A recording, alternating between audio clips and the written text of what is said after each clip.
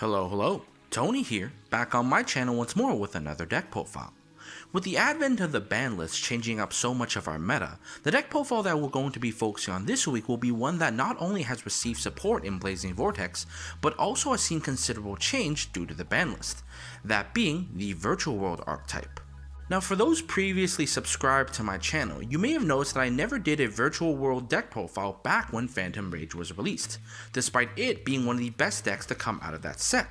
And the reason for that was because, well, the deck was kinda boring. See, playstyle wise, Virtual World is a deck that centers around monsters capable of putting themselves onto the field while putting resources into the graveyard, not only amassing powerful field advantage, but also amazing graveyard setup as well. This combined with the fact that some of them are tuners, they're all level 3 or 6 and can modulate their levels, this deck can easily put out powerful rank 3s or 6s or very powerful level 9 synchro monsters. But why would you do any of that when you could just make this guy instead? Prior to the ban list, the Virtual World could do all the aforementioned things, but they did so with the purpose of putting out multiple true King of all calamities. As a deck architect, my goal is to consider the alternative routes that a deck can take that can lead to equally decent results. However, that becomes quite difficult when the end result that you're comparing to is a monster that essentially breaks all card conventions. And as a result of that, most of the deck profiles that I ended up making for Virtual World ended up just being another extreme form of true King of all calamity spam, something that I don't think anyone really wants to see anymore. With the banning of True King of all calamities, Virtual World is now free to explore all those options that it had previously forgoed, and as a result of that is now a deck capable of putting out powerful disruptive boards of various different forms, something that I hope to showcase as I get through this deck profile. Anyway, I've droned on enough. Without a further ado, let's get into the deck profile. Starting off our deck profile with one of its core members, we have our 3 Virtual World Mahime Lulu. Most of the Virtual World monsters share a similar effect in that they can target one face-up Virtual World card on the field, and then by sending one Virtual World card from the deck to the graveyard of a different card type, i.e. monster, spell, or trap, they can special summon themselves onto the field and then apply an additional effect. Virtual World Mahime Lulu's additional effect is that upon special summoning herself, she can then search for one Virtual World card that is different from the one you targeted and the one you sent to the graveyard. So to give an explanation of how Virtual World monsters and by extension Virtual World Mahime work, suppose I control a face-up Virtual World monster and a Lulu in my hand. I can activate the Lulu's effect to target that Virtual World monster, and that gives me an option to send a Virtual World card from my deck of a different card type to the graveyard, which means that if I targeted a monster, I am free to send either a Virtual World spell or a Virtual World trap from my deck to the graveyard. Upon doing so, I can then special summon out the Lulu to the field, and then Lulu's additional effect will trigger. Since I sent a spell and I targeted a monster, it then gives me an option to search for any Virtual World trap card from my deck to my hand. Alternatively, if I had a Virtual World spell face up on the field and I activate Lulu's effect to target that spell, it would give me then the option of sending either a Virtual World monster or a Virtual World trap from my deck to the graveyard. And then upon doing so, my Virtual World Lulu will special summon itself to the field, and since I special summoned by targeting a spell and then sent a trap, it will then give me the option of adding a Virtual World monster from my deck to my hand. Now, it's pretty easy to see from those demonstrations that Virtual World Mahime Lulu is the core searcher for the deck.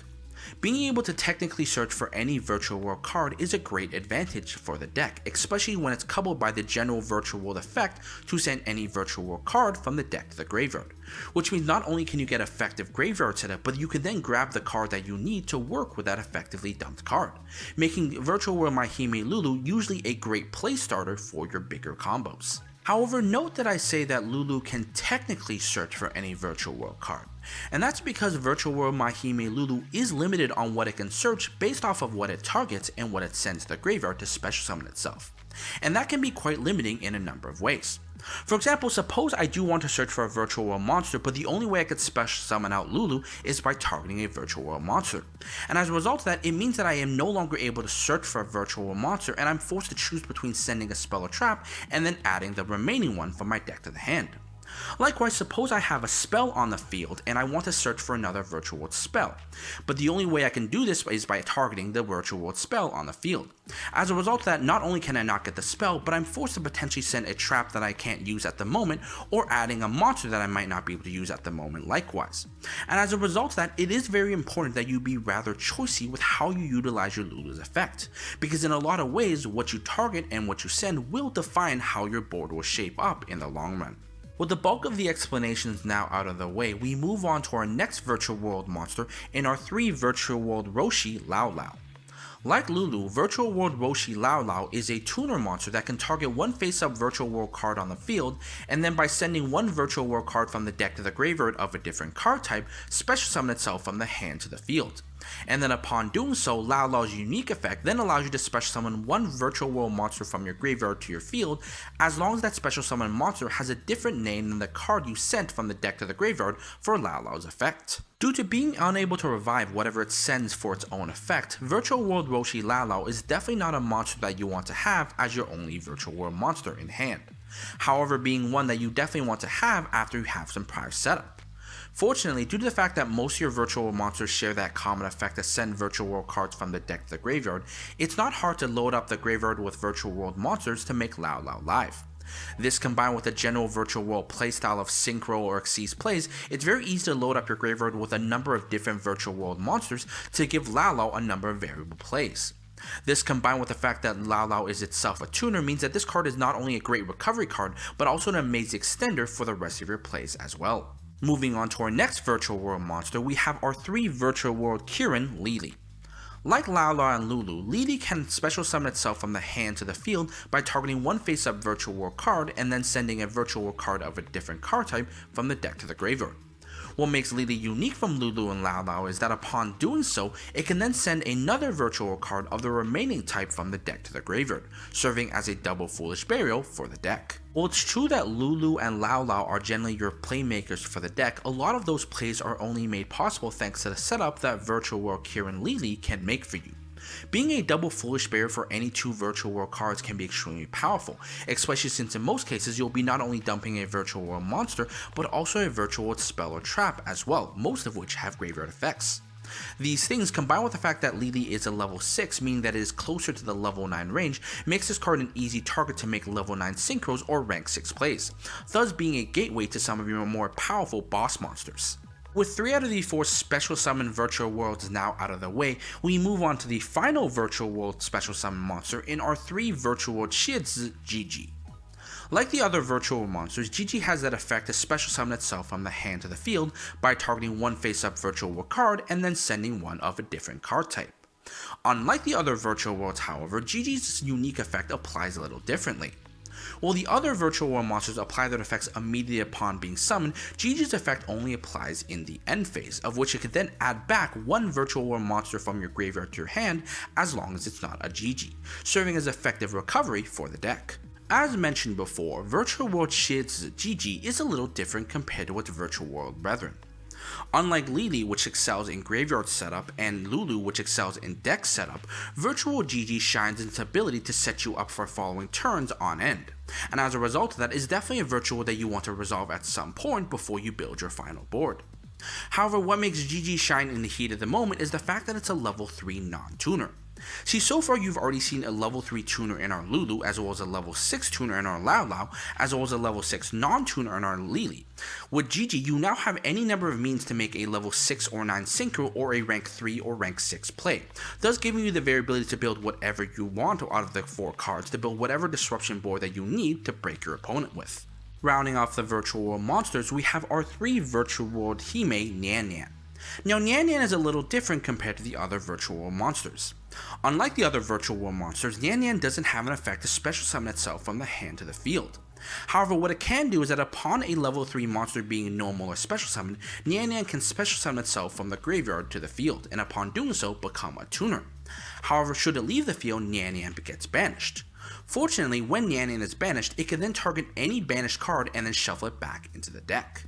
In a deck like Virtual World, which all have monsters that can dump Nian Nian from the deck to the graveyard, but also special summon themselves from the hand at a drop of a dime, Nian Nian can be considered the deck's one true extender. Due to the fact that it could summon itself back from the graveyard whenever a level 3 is normal special summon, this card combos really well with your Lulu and Gigi in terms of making level 6 synchros or rank 3 plays. But the fact that it could bring itself back as a tuner or a non-tuner can actually have a lot of applications as well. For example, in the situation where you can summon back Nyan Nyan using the effects of one of these cards being normal summoned, you can synchro summon it with a Lily to make a level 9 synchro. Or in terms of using it with LaoLao, you could use LaoLao to bring back a level 3 monster to bring back the Nyan Nyan as a tuner, or you could just use LaoLao's effect to bring back the Nyan Nyan and then synchro with it as a non-tuner instead, thus giving this card a number of variable plays to work with and allowing you to build some very unique boards once you get this card in the graveyard. Now it's at this point that you may have realized that due to the fact that we have so many ways to special summon virtual worlds from the hand to the field, we seldom use our normal summon. Ideally though, you want your normal summon to be committed to a virtual world monster such that at least you have a target to target with your other virtual world cards to special summon themselves to the field. As such, you want your normal summon to be either something like a Nyan Nyan or another normal summon that can at least put a virtual world monster on the field in the long term. One such option, taken straight from our Metaphors video, will be our 3 Plague Spreader zombie. Now, Plague Spreader may seem like a very odd option, especially since most of your virtual world monsters will lock you into level 3 or higher monsters upon utilizing their effects, meaning that you actually can't extend with Plague Spreader after you utilize any of your virtual world effects. However, that seldom matters because in most cases, Plague Spreader will be your first play for your turn in terms of making a Hauka Firebax, with Hauka Firebax being able to summon out a Lulu from your deck that could then be used as a target for your other virtual world plays. But more importantly though, it gives you access to the Hauka Firebax, whose effect to special summon out a synchro tuner on your opponent's turn can be abused to do some very unique plays on your opponent's turn. Finally, rounding off the monsters, we have our hand traps in our 3 Skullmeister.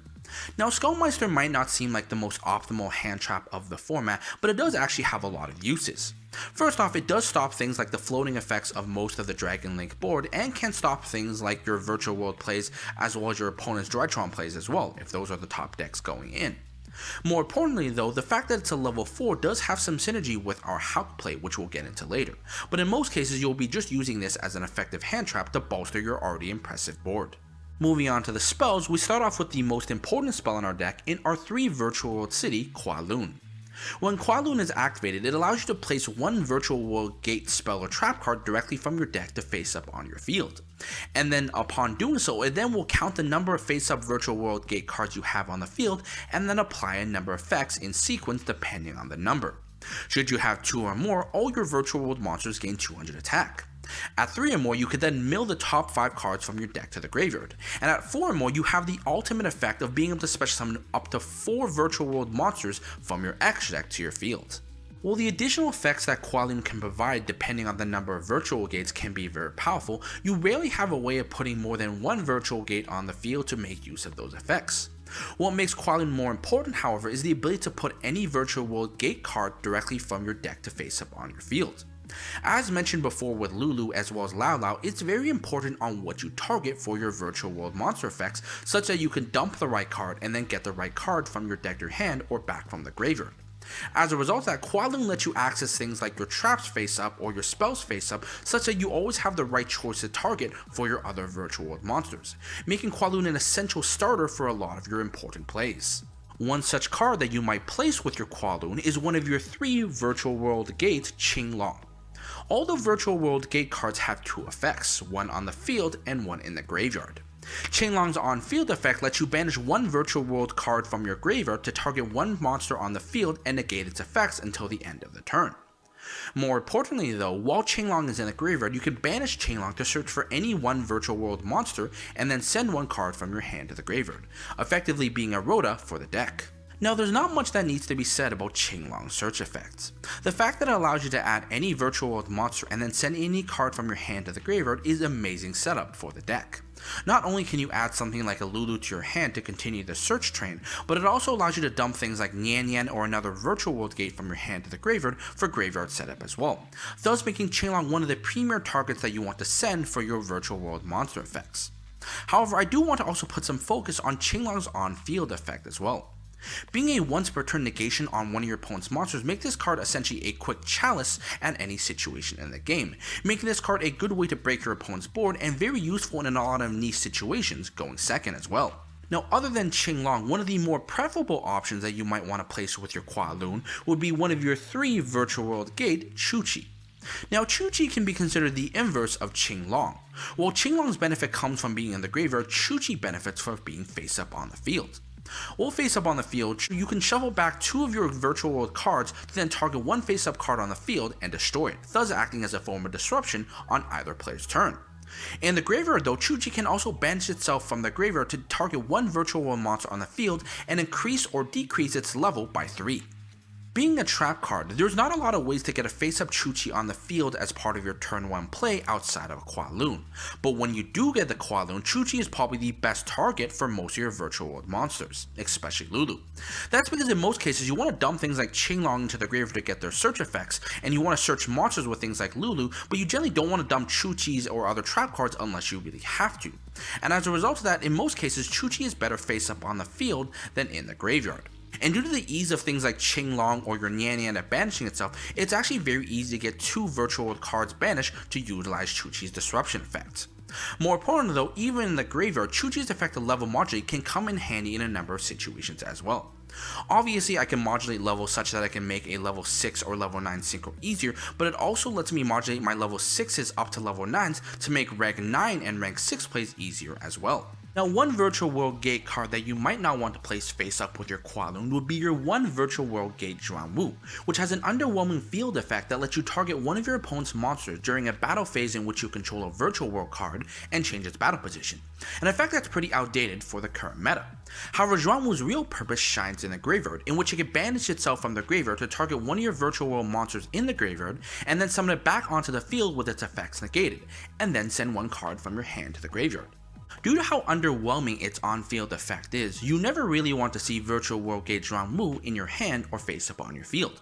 However, you do want to get this card into the graveyard as soon as possible due to how powerful its graveyard effect is. The ability to bring back any Virtual World monster from your graveyard really allows you to extend a little further and complete some of the incomplete boards that you previously could produce without this card.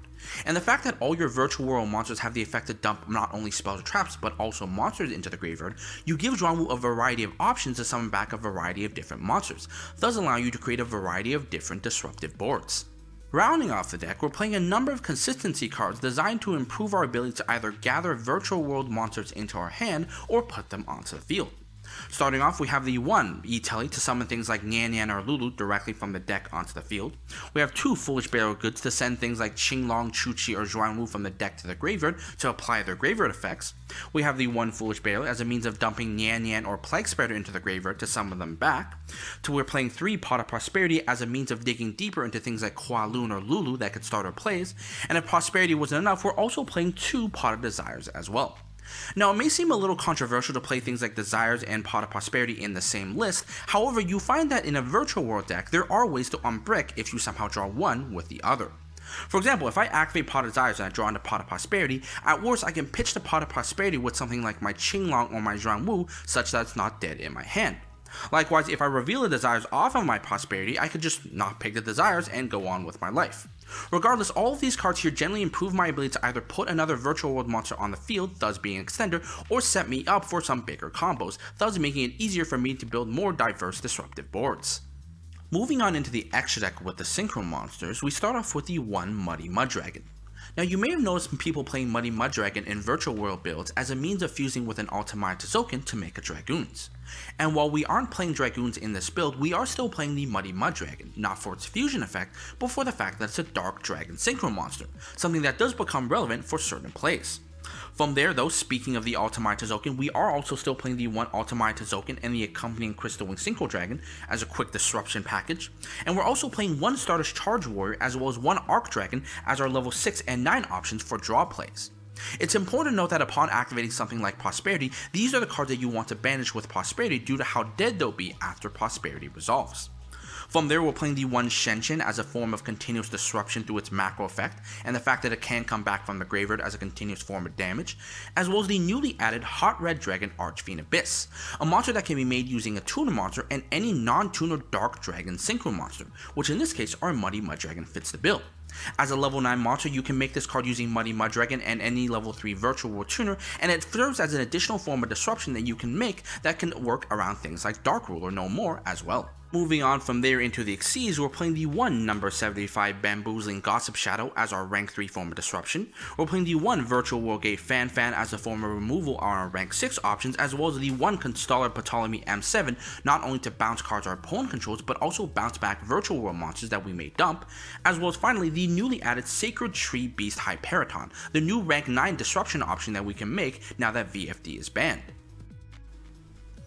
Finally, wrapping up the X deck with the Halka-Fibrax engine, we're playing the 1 Salmorgate Almirage to link our Plague Spreader into before bringing it back to make our 1 Christian Halka-Fibrax, with Halka-Fibrax being able to go into the Synchro Tuner monster or Shooting Riser Dragon.